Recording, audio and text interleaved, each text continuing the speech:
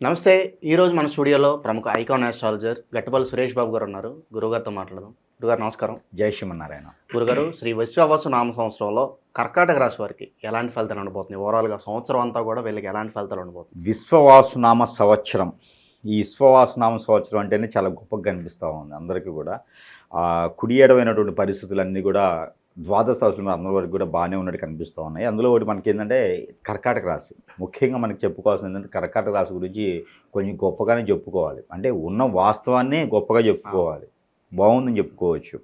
అయితే వీరికి ముఖ్యంగా చూసినట్టయితే కనుక ఆదాయం 8, వ్యయం 2, రాజ్యపూజ్యం 7, అవమానం 3గా పరిగణిస్తుంది ఈ సంవత్సరం మొత్తం కూడా. ఏదైతే మనకి విశ్వవాసునామ సంవత్సరం మొత్తం కూడా ఉగాది నుంచి ఉగాది వరకు ఉన్నటువంటి పరిహారాల ప్రెడిక్షన్స్ ఏవైతే ఉన్నాయో దీనికి భాగంగా మనం చూసినట్లయితే కనుక వీరికి తగ్గట్టుగా ఆదాయ వనరులు చాలా అనుకూలంగానే కనిపిస్తున్నాయి.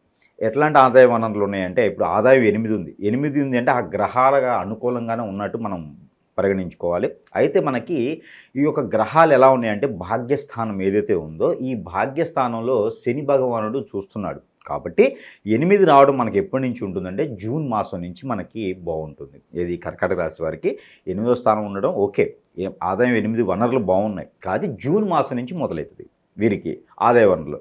అవి ఎలా మొదలవుతాయి అంటే, ఎప్పుడైనా ఏ సంవత్సరమైనా వీరు ఏదైనా పని కానీ, వ్యాపారం కానీ, ఏదైనా సంస్థ కానీ, ఏదైనా కంపెనీస్ కానీ నిర్మించి వాటిల్లో లాస్ వచ్చి నష్టపోయి లేకపోతే ఇబ్బంది పడి మోసపోయి వదిలేస్తారు కదా, అవి మొదలు పెడతారు.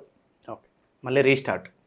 అవి కూడా మొదలు పెడతారన్నమాట. అంటే వీరికి మళ్ళీ పంజా విప్పినటువంటి ఏదైతే సింహం ఉంటుందో ఆ రకంగా చుచ్చుకుపోయేటువంటి తత్వంతో వీరు ఏర్పడేది కనిపిస్తుంది. ఇదంతా కూడా మే 17 తర్వాత కనిపిస్తుంది. మే 17, 2025 సంవత్సరం తర్వాత కనిపిస్తుంది. ఎందుకంటే మే 18వ తారీఖున గురువు అనేది మారుతాడు. ఈ గురువు మారడంతో వీరికి లాభస్థానం బలపడుతుంది.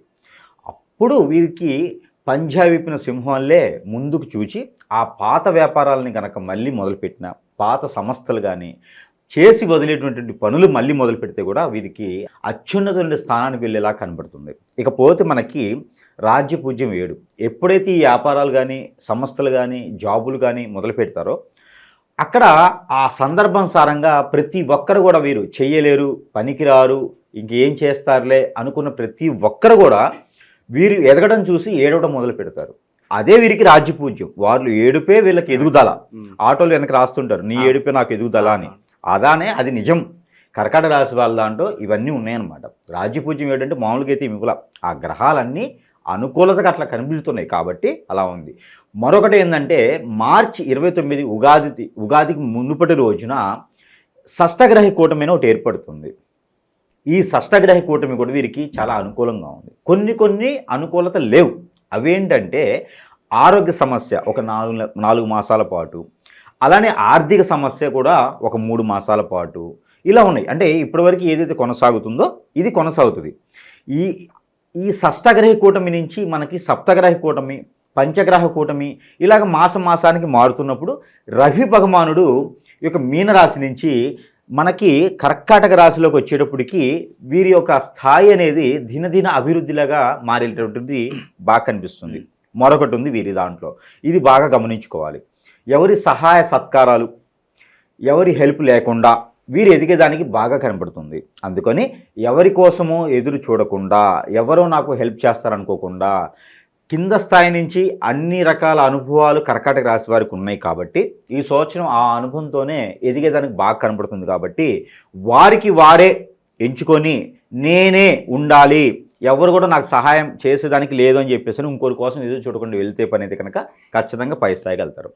మరొకటి ఉంది, కుటుంబ సభ్యులతో అయినా, ఫ్రెండ్స్తో, వెల్వేషర్స్తో ఎవరితో ఉన్నా వీరు కలిసి మాట్లాడి శుభకార్యాల్లో పాల్గొన్నా కూడా వీరు ఒంటరిగానే ఆలోచన ఉంటుంది. వీరికి ఒంటరితనాన్నే ఎక్కువగా చూస్తారు వీరు. ఎందుకంటే ఎవరి మనస్తత్వం వీరికి పడదు. ఈ సంవత్సరం వీరు అనుకున్నటువంటి గోల్స్ ఏవైతే కోరికలు ఉన్నాయో నెరవేర్చించుకోవాలి, నిలబడాలనే ఒక ఆశ ఏదైతే ఉందో అవన్నీ కూడా నెరవేరేలాగా ఖచ్చితంగా ఈ ఒక సంవత్సరంలో మనకి కనబడుతున్నాయి అన్నమాట కర్కాటక రాశి వారికి. అందుకని ఇది మొదలు చేసి 12 గంటలు 8 గంటలు నిద్రపోకుండా 6 గంటలే నిద్రపోతూ ఆ పని సమయాన్ని పెంచుకొని వీరు ఉత్సాహంతో ముందు అడుగు వేస్తే ఖచ్చితంగా సాధించేదానికైతే బాగా కనబడుతుంది. మరొకటి ఉంది, జూన్ మాసం తర్వాత నవంబర్ మాసంలో వీరికి పెళ్లి సంబంధాలు కుదిరి ఎక్కువ అవకాశాలు ఉండి బంధుమిత్రుల నుంచే సంబంధం కుదిరేసి కర్కాటక రాశిలో ఉన్నటువంటి స్త్రీ పురుషులు ఇద్దరికి కూడా బంధువర్గం నుంచి వచ్చేటువంటి సంబంధం ఏదైతే ఉందో అవి కుదిరి అన్ఎక్స్పెక్టెడ్గా అనుకోని సందర్భంలో పెళ్ళిళ్ళు కూడా అదే సమయాన్ని అవుతూ ఆ పెళ్ళిళ్ళు అయిన తర్వాత కూడా వీరికి కలిసి వచ్చేటువంటి కనపడుతుంది. కాబట్టి ఎంత వయసు ఉన్నవారైనా వారికి ఎలాంటి గ్రహ దోషాలు ఉన్నా కూడా మంచి గ్రహం శోధిస్తుంది. కాబట్టి వీరికి కుజగ్రహం కావచ్చు, గురుగ్రహం, శుక్రగ్రహం కూడా వీరికి శోధిస్తుంది. కాబట్టి పెళ్ళైన వెంటనే వీరికి ఒక ఆడపిల్లలకైతే ప్రెగ్నెన్సీ కూడా అవకాశాలు త్వరగా కనబడుతున్నాయి. కాబట్టి గ్రహాలను వీరికి చాలా అనుకూలతగా ఉన్నాయి. కాకపోతే వారి వారి యొక్క పర్సనల్ హరస్కోపు, వారి యొక్క గ్రహరీత్యా వారి స్థానం ఎలా ఉంది, అంతర్దశ దశలు ఎలా ఉన్నాయి చూసుకుంటే ఇంకా మనం చెప్పినటువంటి ప్రెడిక్షన్స్ ఇంకా వారికి యోగ్యతగా ఉండేలా కనబడుతున్నాయి.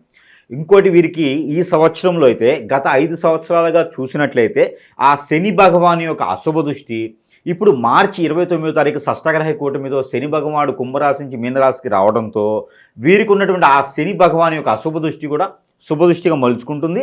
ఆ శని భగవానుడికి గురువు కూడా బలంగా ఉన్నారు. శుక్రుడు దాన్ని మంచి దృష్టితో చూస్తున్నాడు, 24 డిగ్రీస్తో చూస్తున్నాడు. అంటే 240 డిగ్రీల్లో శుక్రుడు చూస్తున్నాడు. కాబట్టి పిల్లలు కూడా యోగ్యం ఉండేటటువంటిది అవకాశాలు అయితే కనబడుతున్నాయి.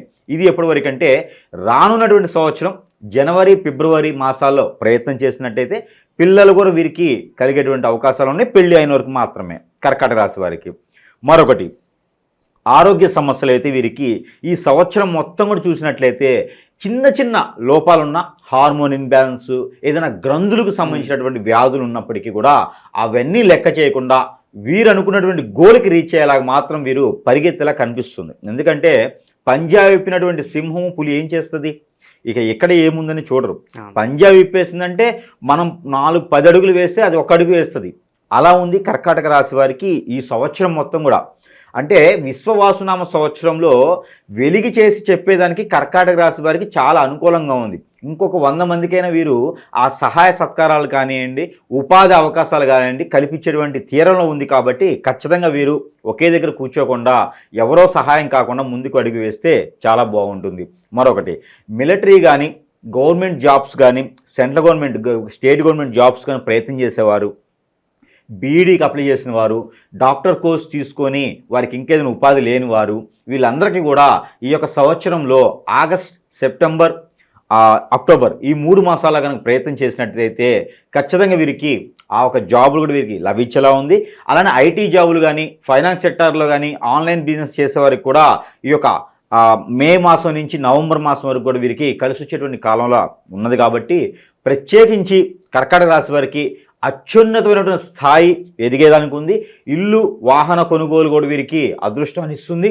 ఎవరిని సహాయం లేకుండానే వీరు ఎదిగేదానికి ఎక్కువ తోడ్పడుతుంది. ఇంకోటి వీరికి ముఖ్యంగా చెప్పాలంటే పార్ట్నర్షిప్ వ్యాపారాలు. ఇంతకు ముందు ఏదైనా మొదలుపెట్టి అది చేస్తూ ఉంటే అది సరిపోతుంది. కానీ కొత్తగా ఏదైనా పార్ట్నర్షిప్ వ్యాపారాలు మొదలు పెట్టాలనుకుంటే కనుక ఆచిచూచి అడుగు వేయాలి.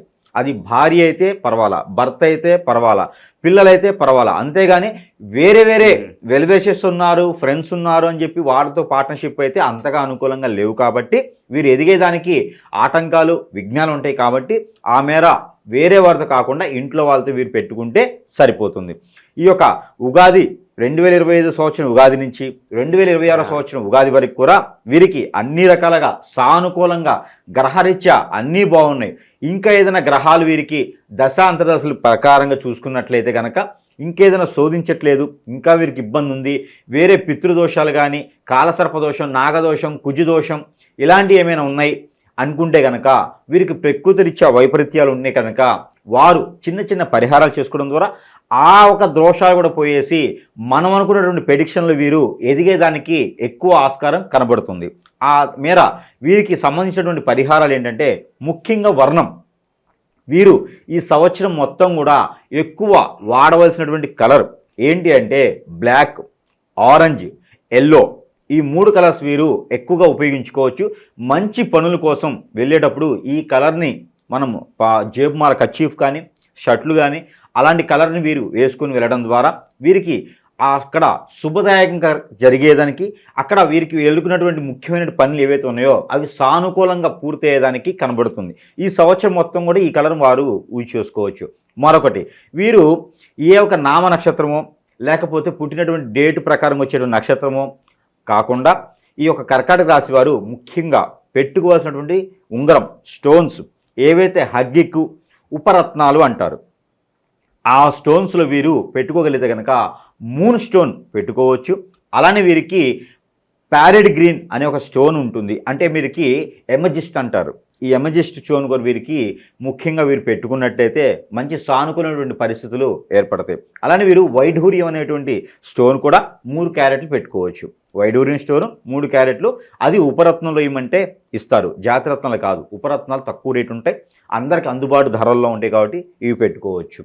తర్వాత వీరు పూసలు ఏమైనా ధరించాలనుకుంటే కనుక షణ్ముఖ రుద్రాక్ష మగవారైతే ధరించవచ్చు. షణ్ముఖ రుద్రాక్ష ధరిస్తే వీరికి అన్ని రకాల సానుకూలమైన పరిస్థితులు ఈ సంవత్సరం మొత్తం కూడా వీరికి అనుకూలంగా ఉంటాయి. రుద్రాక్షకి పవిత్రత ఏంటంటే రేత్రిపూట పనుకునేటప్పుడు రుద్రాక్ష ఎక్కడైనా దేవుని గుట్లో కానీ విడిగా ఎక్కడైనా హ్యాంగింగ్ చేసి పడుకోవచ్చు. అంతేగాని రుద్రాక్ష వేసుకొని పడుకుంటే చెడు కళలు వస్తాయి. ఆ రుద్రాక్షకు ఉన్నటువంటి పవిత్రత అనేది తగ్గుతూ ఉంటుంది. కాబట్టి రుద్రాక్షకి నియమం అదొక్కటే ఉంది, అదొక్కటి పాటిస్తే సరిపోతుంది. మంచి రుద్రాక్షకి అయితే మాత్రమే ఆ నియమం ఉంది. అయితే వీరికి ఈ యొక్క మాస పరిహారాలు ఏవైతే ఉన్నాయో ప్రతి మాసంలో కూడా పరిహారాలు చేసుకుంటే ఉగాది నుంచి ఉగాది వరకు కూడా వీరికి ఎన్ని రకాల విపత్తులున్నా, ఇబ్బందులున్నా, విఘ్నాలున్నా కూడా తొలగిపోయేదానికి ఉంటుంది.